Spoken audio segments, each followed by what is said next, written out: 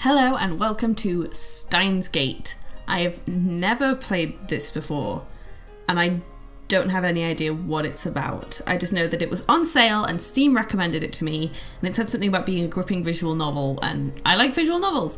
So I decided to give it a go. So we will see what happens because I have no idea. But I'm really loving the music. It's really nice. I don't know why, but there's some moments in this song that remind me of Sephiroth's theme for some reason, or just Final Fantasy, I think it's making me think of. But okay, let's give it a go and see what happens. Let's start the game, and I have no idea what this is about. Everything is coincidence. But even coincidence is part of fate's design. I'm not losing it. I'm perfectly sane. What I speak now is the absolute truth, not some childish fantasy. No matter how trivial something may seem, it has the potential to shape the future. Have you heard of the butterfly effect? If not, look it up. Then you'll understand how careful you must be. Unfortunately, I didn't understand. If only I had realised how dangerous my actions were, and I wouldn't have lost her. Oh dear. The future wouldn't have turned out like this. But how could I have known? How could I have known that by pressing that button, I would decide the fate of all mankind? Just think about it. The average human perceives just 1% of his environment. We're not nearly as clever as we like to think. We go about our lives oblivious to a million different things that happen around us every day. Even when something catches our eye, our brain forgets it a moment later. I want to tell the me back then. Don't do anything careless. Don't do anything rash. Don't pretend you didn't see that. Pay more attention. The hand of conspiracy was always closer than you thought. Just waiting for the right moment to strike. Ooh. That sounds intriguing. The universe has a beginning, but it has no end. Infinite. Stars too have a beginning, but are by their own power destroyed. Finite. History teaches that those who hold wisdom are often the most foolish. The fish in the sea know not the land. If they too hold wisdom, they too will be destroyed. It is more ridiculous for man to exceed light speed than for fish to live ashore. This may also be called God's final warning to those who rebel.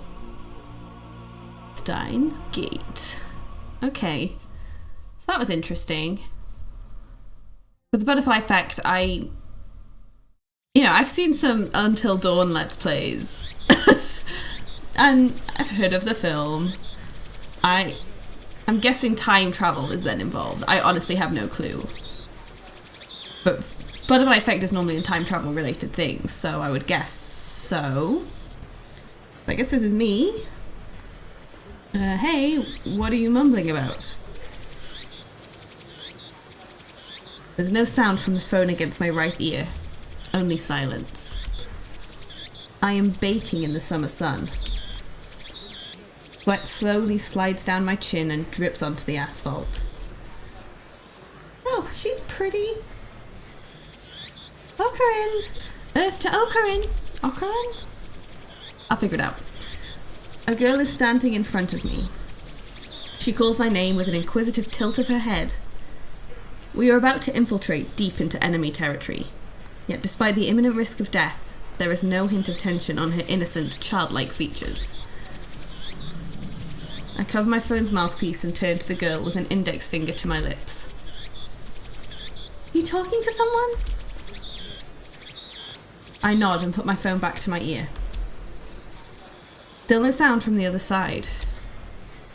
My contact is wise to maintain silence. The whole area could be bugged. What are we doing? Rintaro. I guess it's me. No, I was just talking to someone. Everything's fine. I'm about to infiltrate the assembly hall. Still no reply. Looks like they just want my report. It's too dangerous to waste time talking here anyway. Yeah, Dr. Nakabachi got the jump on us, but I'll make sure he tells us everything. Oh, but a new tip. Okay, what does that mean? What? The organization is already on the move? I feel like the organization is the laziest name for an organization. They were just like, I don't know, put a "the" in front of it and we'll go with that. I opened my eyes wide to match my shocked tone. Sorry, I keep coughing. I'm still a bit ill. The girl turns towards me in surprise. I sigh, shaking my head as I rub my temples. I see. So that's the choice of Steins Gate. El Sai Kongru. I don't know what that means. I speak the parting words, then pocket my cell phone. Steins Gate. Some know it as fate. To others, it is the will of God. You could count on one hand the people in this world aware of its true nature. In any case, we should begin the infiltration.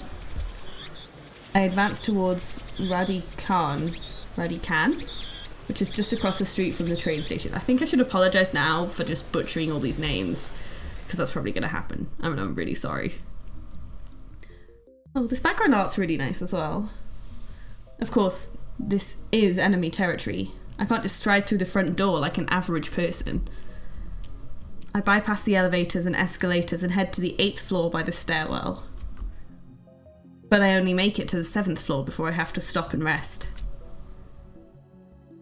Is Mayuri the girl who was just talking to me? I think it is.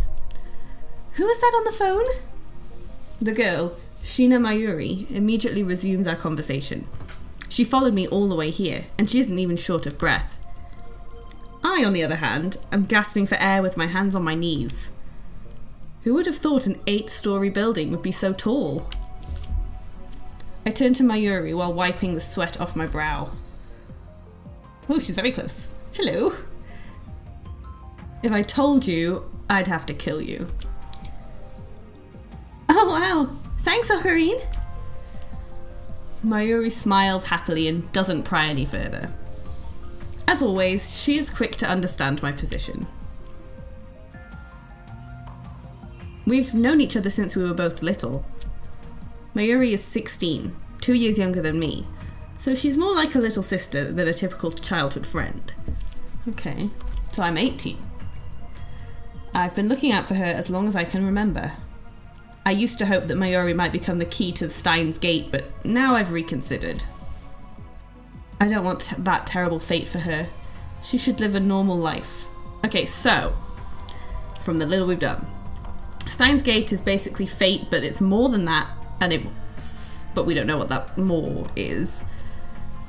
And thought she might be the key, but it's a terrible fate to be the key, apparently. So whoever it is, that's probably not a good thing. Right. Starts very quick. Oh. It starts very quickly.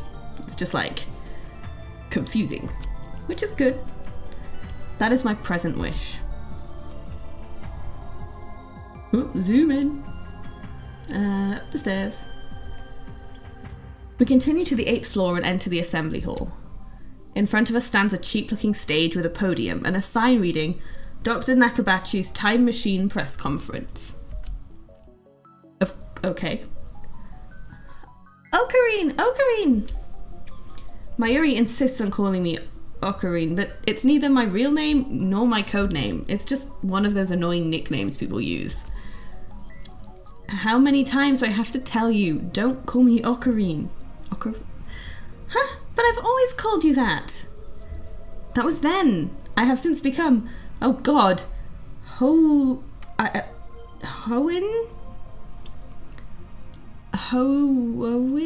Kyoma? That first name is... Or last name... Well, that name is... I don't know how to say it. I'll have to Google it after this. The insane mad scientist hunted by secret organizations the world over. Mwahahaha. But that's too hard to remember. True. Okay, I've got a new tip. Okay. I don't know where these tips are being put, but I'm sure they're somewhere. Or am I supposed to remember them? I don't know.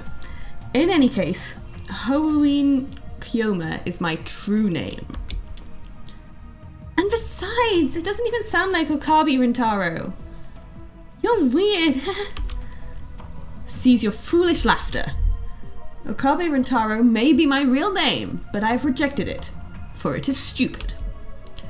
And so I also hate the derivative Ocarine. Ocarine, I think. If it's Rintaro and Okabe.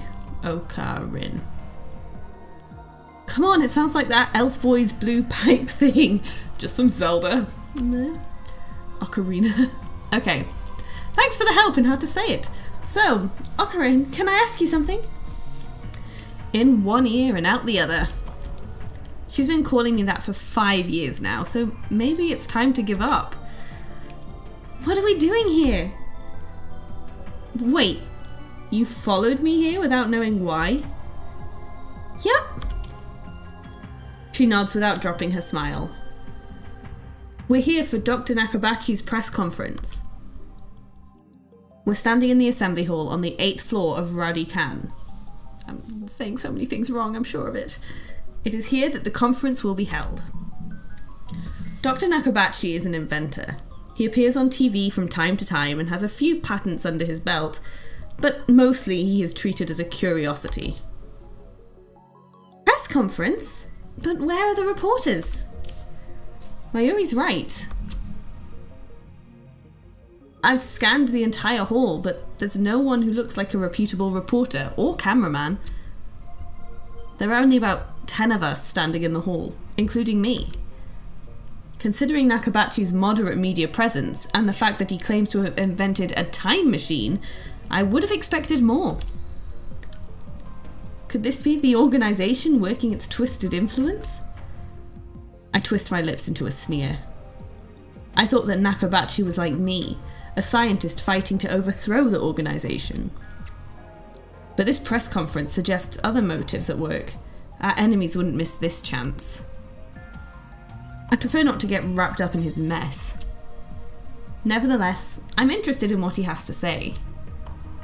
That's why I'm here, blowing an afternoon of my precious summer holiday. Mayuri ponders my utterance for a while before finally turning her head. You wrapped something? Is it his birthday too? I let out a sigh. Mayuri is known to not only make bad jokes, but to laugh at them too. Bad jokes are great though. She's always been special. Keep your guard up, Mayuri. I suggest this won't be a normal conference. Ooh, and we're interrupted by fun key sound effects. I didn't even finish my sentence. Ooh, electromagnetic wave. Okay. Are we under attack? Are they trying to fry our brains with electromagnetic waves?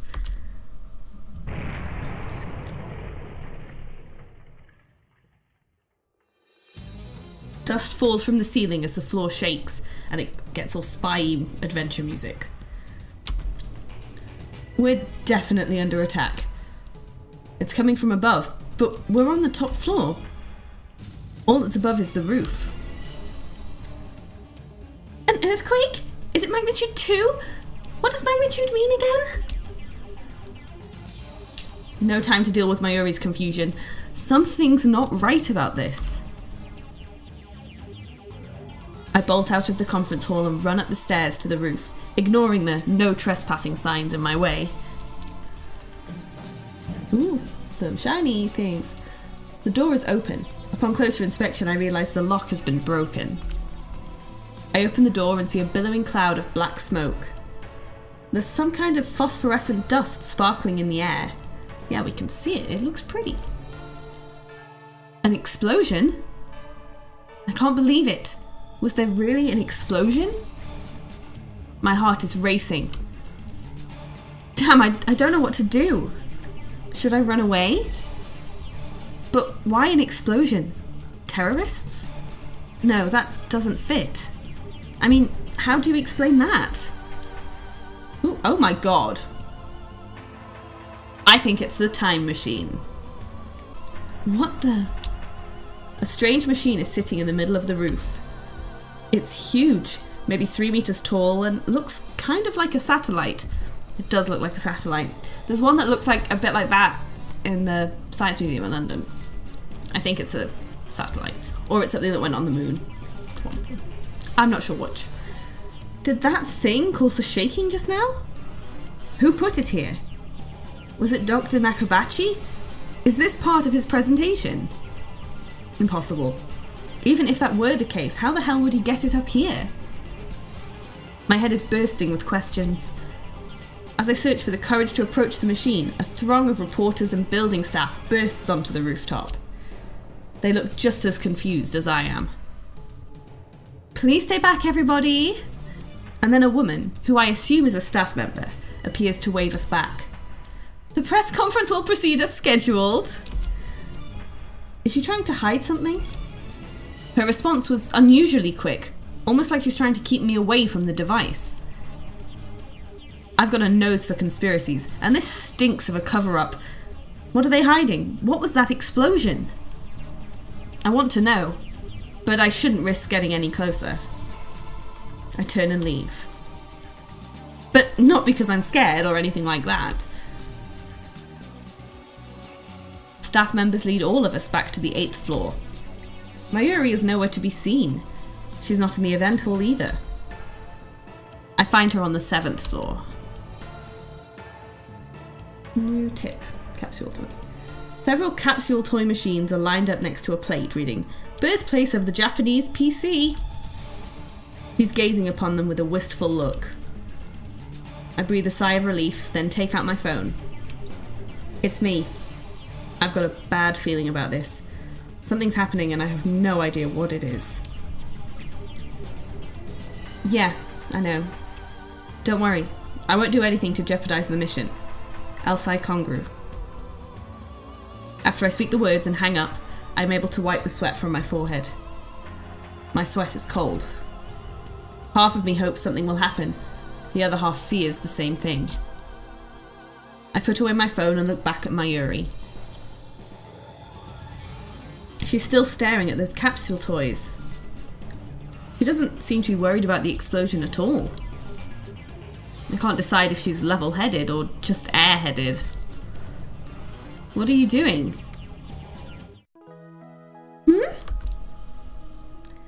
Well, I really want an Oopa. Just as I thought. Oh, they're cute! I would want one of them. Mayuri points to a capsule machine. The sign on the front says, Reinet Kakaru 3D Character Doll Series. Reinet Kakaru is a popular anime series with its own card game spin-off, Reinet Access Battlers. They even hold international tournaments. Oopa is the series' mascot character. It resembles an elliptical egg with limbs sticking out, like some kind of deformed dog. It's what they call an ugly cute character. High school girls find these creatures adorable for some reason. Last year an ugly frog character was the rage. Its name escapes me though. Then go for it. I can't guarantee you'll get an Oopa though. Mayuri gives me a troubled smile. But Mayushi's all out of 100 yen coins. Mayushi is what Mayuri calls herself sometimes. Really? Third person? Okay. According to her, it's supposed to have a star at the end. Mayushi star?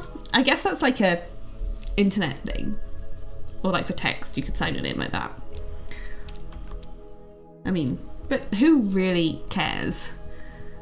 So, can I borrow 100 yen, please? She holds her hands out with a look like a begging puppy. Looks like she was planning this from the very beginning. Well, at least she didn't say, gimme. Do you think it's that easy, Mayuri? You'll get no money from me. Instead, I'll show you just how harsh life really is. pull out a 100 yen coin, set it into the machine slot, and spin the lever. Fingers crossed for an Ooper.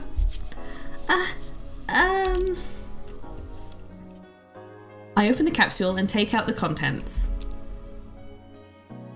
Mayuri leans forward eagerly to see what I got. Yes! It's an Ooper! And it's metal! A metal Ooper! Is it rare? Super rare! While I examine the metal Ooper, a boy who was watching us tries his luck on the same Raynet machine. Oh, normal Ooper. He looks at my metal Ooper in resentment. I turn to see Mayuri's sparkling eyes also fixed on the Ooper. Hey, high school girl. You're acting like a little kid. Aww. I give this creature of metal to you, Mayuri. She's very happy. It's actually really cute, though. I think. I can't make up my mind. Is that like its big mouth? Just sort of under the creature of metal words? I can't tell. I don't know if it's cute. Honestly, I don't want it. Really? Are you sure? Ocarine? The name's Hoin Kyoma. Thank you, Ocarine.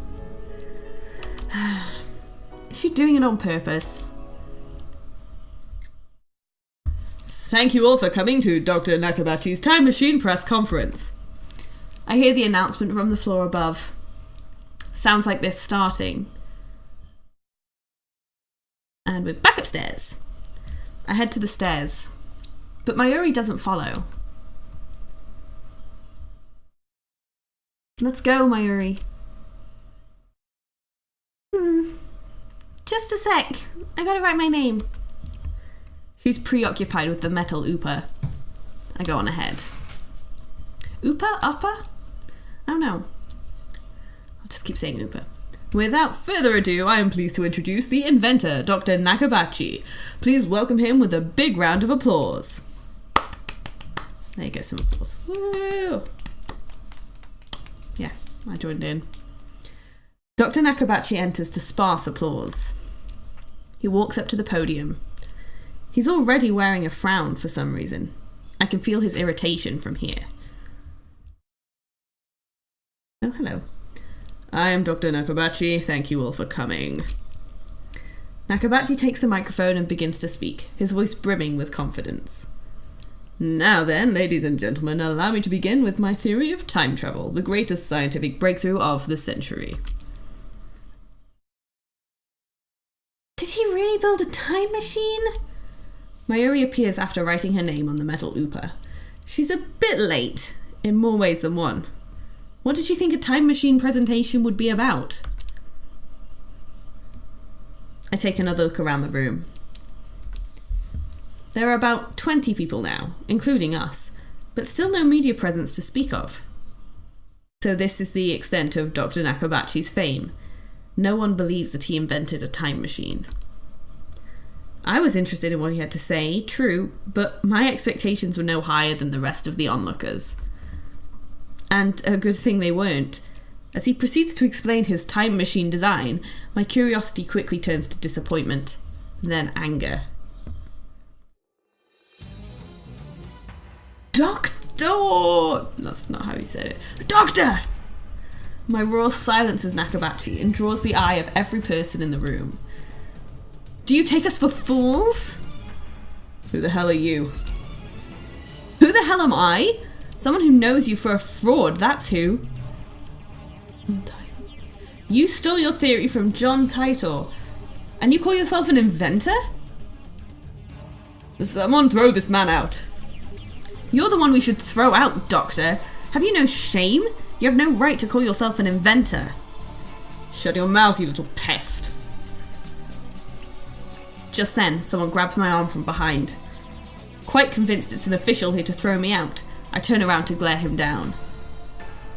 Unhand me, you... Huh? Oh, hello. It's another girl. In some short shorts and tights. It's a look. You know, it's a good look. It's a girl about my age. Her intense stare seems to challenge me. I take a step back. Her face looks somehow familiar. Where have I seen her before? We haven't met, but I know her face. It's Makise Kurisu. A few days ago, my friend Daru showed me a magazine article titled Girl Genius Gives Lecture in Akihabara. The article was about a 17-year-old girl who had just graduated from an American university. Her thesis was even published in a major scientific journal. Ooh, what does it say? 17-year-old girl, Kurisu Makise, announced surprising thesis in the Far Eastern Island nation. This thesis, even if it's impossible... Sorry, I'm reading the article. Each man's making to data... It's possible this is making each man's memory data. I don't know. Credibility is high. I probably shouldn't read it. I don't think they spent that much time translating it very well. Some of these... Yeah. We'll just read what he's saying. Girl genius, Makise Kurisu. I recognised the stubborn-looking girl from her photograph. She's even wearing the exact same scowl. She's scowling. She doesn't look happy with me. What business could such a genius have with me? She takes a quick look around the room, then turns back to me with a stern expression. Could you come with me for a moment? What's with the attitude? She's obviously not staff, and there's no way that Makise Kurisu would be working with someone like Dr. Nakabachi. Which means, no, you're with the organization. Huh? If their tendrils have gotten this far, then I've made a grave mistake. Stop fooling around and come with me. My outburst has already attracted too much attention. Nakabachi, in particular, looks like he wants to rip my head off. It must be mortifying to be exposed as a fraud by a bright young man like myself. Anyway, I mustn't draw any more attention to myself. If the organisation gets wind of my presence here, it could endanger Mayuri, to say nothing of these ignorant civilians. I let Makise Kurisu lead me out of the assembly hall. Okay. Write anything and people are sure to notice. What will your superiors say then? What are you talking about? She glares at me, quite fiercely at that. Attractive though she may be, there is no innocence in her eyes. A beautiful agent, unmatched in cruelty. I'm not sure, honestly, if this is all actually happening, or if this guy is like the world's biggest conspiracy theorist, and he's like, oh, there's the organization, and they're all after me. I don't know. Let's see. Like, this girl he's randomly met, he's like, oh, she must be part of the organization. She's an agent out, like, after me. She's, okay, you've just met her. Like, see what, we'll see. My heart beats in exhilaration from the danger. Yeah, that's why. Okay. Looks like chaos really does get my blood pumping. I just need to ask you something. What makes you think I'll answer? I know how the organisation operates. What's with this organisation stuff? Instead of answering, I take out my phone and put it to my ear. It's me. I've been caught by an organisation agent. Yes, it's Makise Kurisu. She's a dangerous one. No, it's fine. I'll find a way to...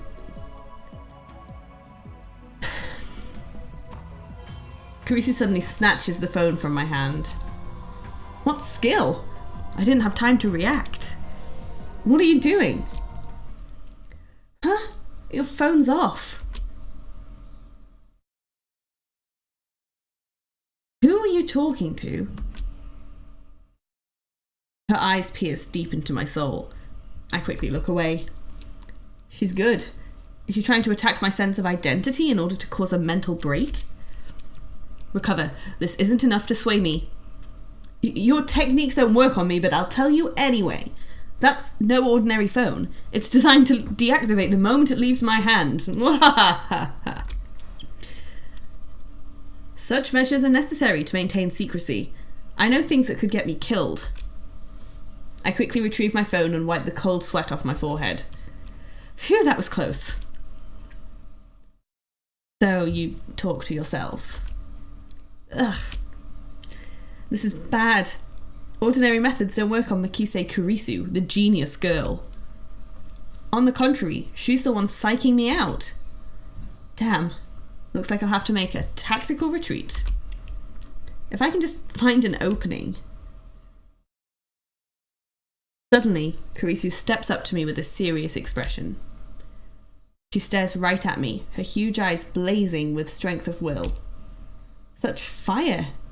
I can't look away. Could someone with such pure eyes really be an organization agent? What were you trying to tell me earlier? Earlier? What are you talking about? About 15 minutes ago? Before the conference started? Nonsense. This is the first time we've met. I was with Mayuri and that Upa toy 15 minutes ago. You were trying to tell me something, right? You looked really upset. Is this a trap? It does seem like one of the organization's dirty tricks. But would this girl do something that underhanded? You looked like you were going to start crying any second. Why? Have we met before? She seemed sincere. That makes her even more suspicious. That's right, don't let her beauty fool you. She's a cold, calculating secret agent. If I show the slightest vulnerability, I'm done for. And how do you know my name? My knowledge has no limits. I am a mad scientist, after all. Genius girl, our next meeting shall be as enemies. Huh? Farewell! This guy needs to find something else to do with his time. I spin around and take off down the stairs, ignoring her call to stop, like I'd listened to the enemy. Down to floor 4. Damn the organisation! They must be serious if they're sending in agents like her. I run all the way down to the 4th floor and check behind me. Once I'm convinced Mikise Kurisu's not tailing me, I sigh while rubbing my temples. But I can't let them capture me yet. Well then, what do I do now? My mission was to attend the conference and evaluate Dr. Nakabachi's research. Now that I know he's a fraud, there's no real point in going back. I guess I'll just go home. But wait, aren't I forgetting something important? Am I? Let's see now, what is it? Damn, I left Mayuri behind. I knew she'd be a liability. I shouldn't have brought her along. I was trying to prioritise her safety, but got careless. I'll try calling her first. If she's all right, then I can just have her meet me here. Ooh, okay, I've got a phone. And it's actually on for once. With that thought in mind, I take out my phone. I turn it on. Receiving, and it rings just as I do. An email?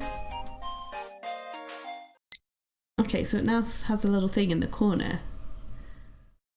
It's not just a regular email. There's a video attached.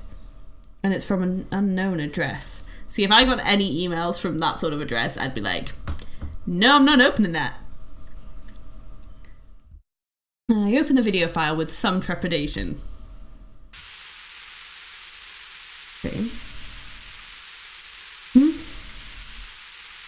There's nothing but noise. Is this a prank?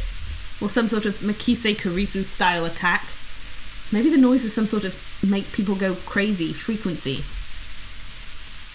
No, wait, I don't remember giving her my mail address, so I'm probably just thinking too hard. I curse myself for being gullible enough to play the video. Yeah, you've probably got a virus or something. I have more pressing matters to deal with anyway. Okay, so it's the 28th of July. Okay, I know 5 people. I stop the video and call Mayuri's phone from my address book. Calling. Damn it, Mayuri, why won't you pick up? Looks like I'll have to go back to the assembly hall. But things will get messy if I bump heads with Makise Kurisu again. Wait, don't tell me. Did that femme fatale kidnap Mayuri? Damn you! Is that how the organization operates? Coughing again, I'm sorry. Leaving without Mayuri isn't an option. Call me overprotective, but she's like a little sister to me, and there's a very real danger that she might wander off somewhere the moment I let her out of my sight. Mayuri has always been like that. I never know she'll be there when I turn to look. In a sense, that's why I became Hoenn Kyoma. I think I'm saying it different every single time. I have to go back for her. The thought of climbing back up to the 8th floor is depressing, but I have no choice. When I get back to the assembly hall, Dr. Nakabachi's conference has just finished. Nobody is on stage, and the phony inventor has already left. The 20 or so members of the audience are starting to pack up. I soon find Mayuri. She's in the corner, looking lost. Well, at least she wasn't kidnapped. Even better, I don't see Makise Kurisu anywhere. Looks like I scared her off. So be it. I'll let her go this time. Still, I keep my eyes peeled as I run up to Mayuri. Mayuri, why didn't you pick up? We're leaving. Ocarina, my metal Uber ran away. She turns to me with a forlorn expression. Ran away? What, it's alive? That's a little hard to believe. I think I dropped it. I see, so she was looking for it. Not like it really matters.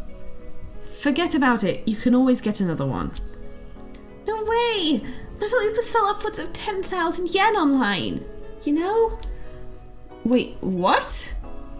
That toy was worth that much? Think, Mayuri, where did you drop it? I don't know, that's why I'm looking. And even if we find it, you can't sell it, okay? That 10,000 yen will fund my research. I said you can't sell it. It even has Mayushi's name on it. Thus begins our search for the metal Upa. Totoro! Upa, come out, wherever you are!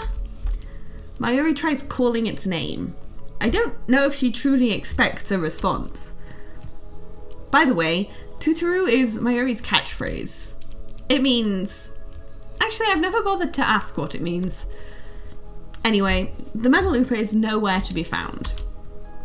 Maybe she didn't drop it in the assembly hall, but on the 7th floor landing near the capsule toy machines.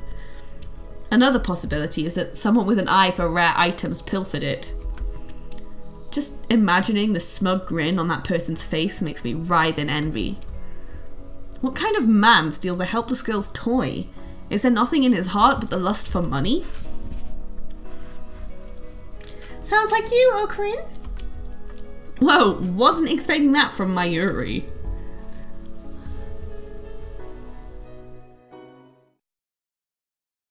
I don't know who that is. Ah! I don't want to scream too loudly. It'll make me cough again. Huh? What was that?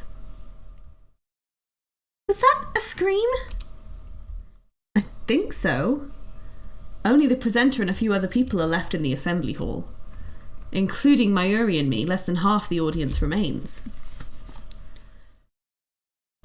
Everyone looks at each other anxiously, startled by the scream. Even I cannot suppress a shiver. First the explosion on the roof, now this? What's going on here? Mayuri squeezes my hand tight. Stay here, Mayuri. I take a deep breath, prepare myself, and head in the direction of the scream.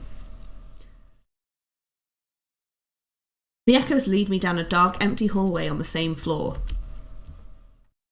I'm pretty sure it came from around that corner. I crouch down and turn the corner slowly, keeping my eyes and ears peeled for any sign of danger. And there, at the end of the passage, I see it. There's something on the ground. No. Someone. Motionless. Who is it? The clothes are familiar. Can't be. Is it, what's her name? Oh dear. What? Mikise Kurisu. Face is turned away, but I know it's her. The impertinent genius girl I just fought with 10 minutes ago is now face down in a pool of bright red blood. She's dead. No, but why? Suddenly I realize that I'm shaking. Well, yeah, you just found a dead person. I want to run away. I shouldn't have come. This is wrong. Someone killed Mikise Kurisu. There's no other explanation. Who would do such a thing? There's no one else here. Ah! Oh dear. I twist around in shock. Some other men have followed me, and every one of them is ghastly pale. They must have seen the body. Call the police! A man cries out in panic. At this, everyone else starts screaming and running away. I follow them, of course. There's absolutely no reason to stay here. Concern for Mikise Kurisu is superseded by my instinctive urge to flee. When I get back to the assembly hall, Mayuri is waiting for me with tears in her eyes. What happened, Ocarine? We're leaving. I grab Mayuri's hand and run. I race down the stairs, trying to drive the image of Kurisu's dead body from my mind. But I can't.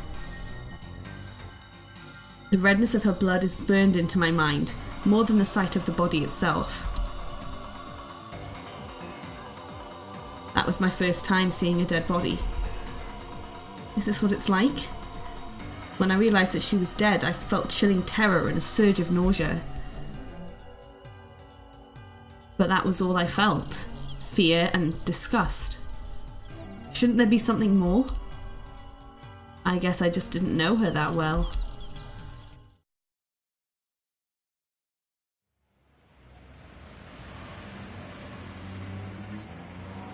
I don't know how to save.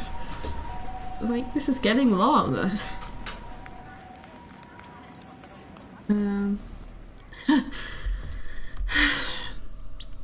I finally stop once we get out to the main street, Chuodori. My chest pounds, my breathing laboured from running down the stairs at full speed. Hey, what happened? You look really pale. Mayuri doesn't seem to comprehend the situation. Well, you haven't explained it and she didn't see it, so yeah, thank you. I guess it's because she didn't see the body. She's not even breathing hard. She looks slow, but she's actually pretty fast on her feet. Someone died. I take several deep breaths. The colour of that blood still stains my brain. But I've calmed down a bit. Mikise Kurisu is dead. And I don't know who the killer is. Sirens in the distance. I guess an ambulance will be here soon. Then the police will arrive and this area will become a crime scene. But for now, the crowds milling through Akihabara have no idea what has happened. Everyone is going about their business, as usual, the never-ending search for electronics, moe, and porn. Just another day in Akihabara. I take my phone out of my pocket, perhaps out of reflex. I'm not sure what I plan to do with it. Oh, I know, my friend Daru. I'll tell him what happened just now, since he knows about Mikise Kurisu. I suppose it might be disrespectful to the victim, but my adrenaline is pumping. I can't make calm decisions after witnessing something like that firsthand. That's how humans are, after all. We're not as special as we like to believe. At the end of the day, we're nothing but dirty, slime-like flesh. Our souls fester like semen left to rot in the womb. Okay, that's an interesting way to put it. That's how we humans are. While wallowing in a bit of angst, yeah, just a little bit, I begin to type on my phone. Subject, trouble. Someone stabbed Mikise Kurisu. Looked bad. Hope she's okay. Don't know who. Someone stabbed Mikise Kurisu. Don't know who. Looked bad. Hope she's okay. I don't know if she was stabbed. That just seems like the most logical explanation, given the amount of blood and the absence of a gunshot. On the other hand, I didn't write that she was dead, even though I'm pretty sure she was. I can't exactly explain why I didn't. If I had to say, I guess I felt like writing it down would set it in stone. It might make me feel guilty as well. The thought brings a smirk to my face. It's not like I'm the one who killed her. Why should I feel guilty? I just saw someone's death up close, and only a few minutes later, I'm smiling. Am I really that cruel and cold? Well, I am a fiendish mad scientist, so it suits me.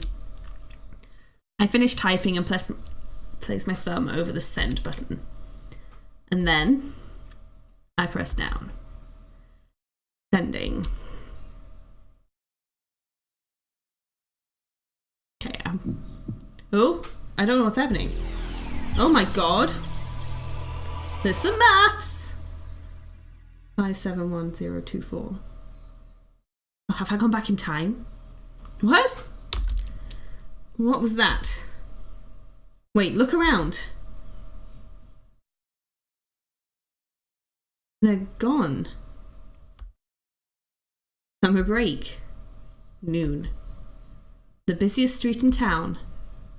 Just now, thousands of pedestrians vanished into thin air.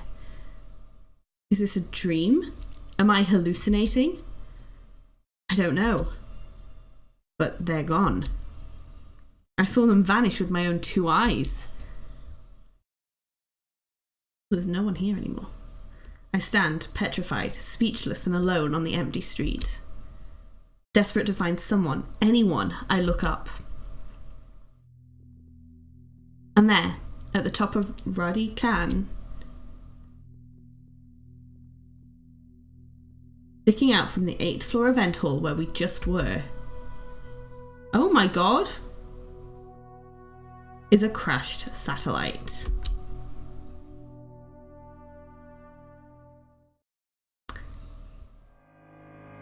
Okay. Is this like the opening? It looks like it might be the opening.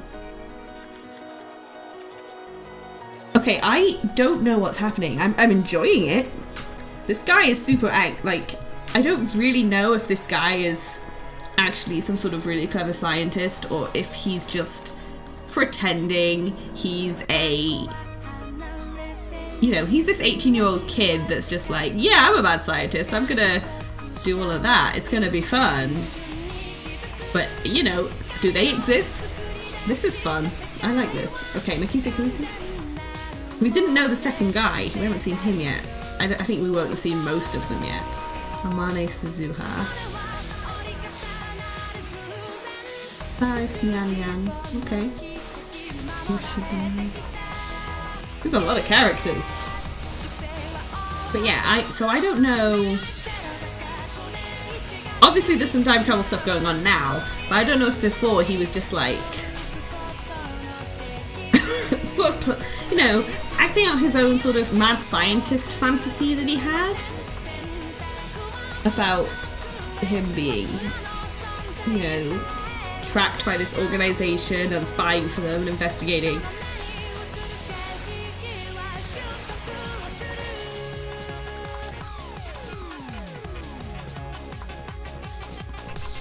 Okay. It looks cool though. I don't know where it's going. Maybe is it going to be something like, have we travelled back in time and we need to stop her from being killed? That could be. I don't know. Yeah, I think I'm going to end it there for today. And we'll come back, see what happens. But yeah, so I hope you enjoyed it.